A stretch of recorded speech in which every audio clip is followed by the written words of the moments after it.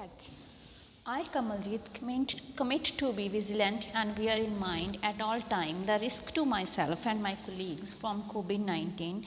I promise to take all necessary precautions that prevent the spread of this deadly virus. I promise to follow and encourage others to follow the key COVID appropriate behavior, to always wear a mask, face cover, especially when in public places, to maintain a minimum distance of 6 feet from others, to wash my hands frequently and thoroughly with soap and water.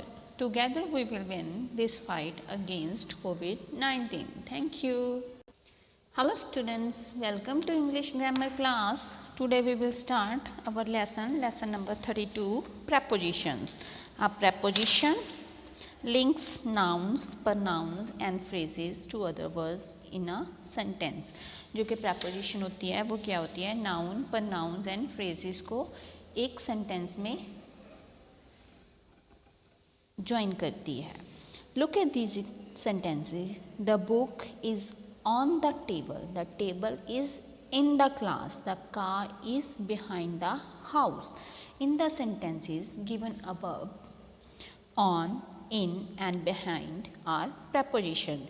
Because these words are the prepositions, so without these prepositions the sentence was not completed. So let us learn something more about prepositions of place. Over, above, under, below, beneath, between, among are some more prepositions of place. ये हमारी prepositions हैं. Over, on, over, above. On means ऊपर, over उसके ऊपर and the above जो सबसे ऊपर होगा. As you can see in the picture above, we use the word on, over and above depending on how high the object or person is. तो ये depend करता है कि हमारा ऑब्जेक्ट कितना ऊपर है एंड पर्सन किस मतलब कैसे डिस्क्राइब किया गया है उसको. Thus we say the apples are on the table. The cover is over the apples. The lamp is over the table. तो फर्स्ट टेबल पे क्या है, एप्पल एंड एप्पल पे क्या है, उसको कवर किया गया लिड के साथ एंड देन उसके ऊपर क्या आता है, टेबल के ऊपर लैम्प आ गया.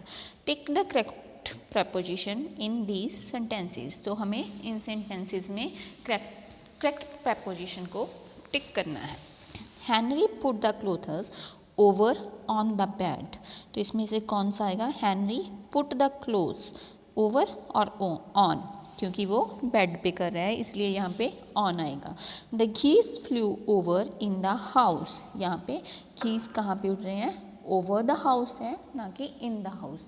सो we will put here over. The clock is hanging between और इन द टू पेंटिंग्स. तो बिटवीन हो सकता है या इन हो सकता है, वो दो पेंटिंग्स के बीच है इसलिए बिटवीन होगा. Let us celebrate the occasion among between our friends. Among और बिटवीन, सो विद फ्रेंड्स है, ओकेजन सेलिब्रेट करना है अवर फ्रेंड्स के साथ, तो इसमें अमंग आएगा. The cow jumped over below the fence. Below नीचे आएगा, ओवर ऊपर जाएगा क्योंकि उसने ऊपर से किया है तो यहाँ पे ओवर आएगा. I will be waiting for you after beside the post office. तो आफ्टर और बिसाइड आएगा क्योंकि उसने कहा I will be waiting for you beside the post office. Tina stood beside among her best friend. तो ये beside. I looked over above the hill. Your letter is between among the things on my desk. Somebody is standing in front of on the door. तो यहाँ पे in front of आएगा.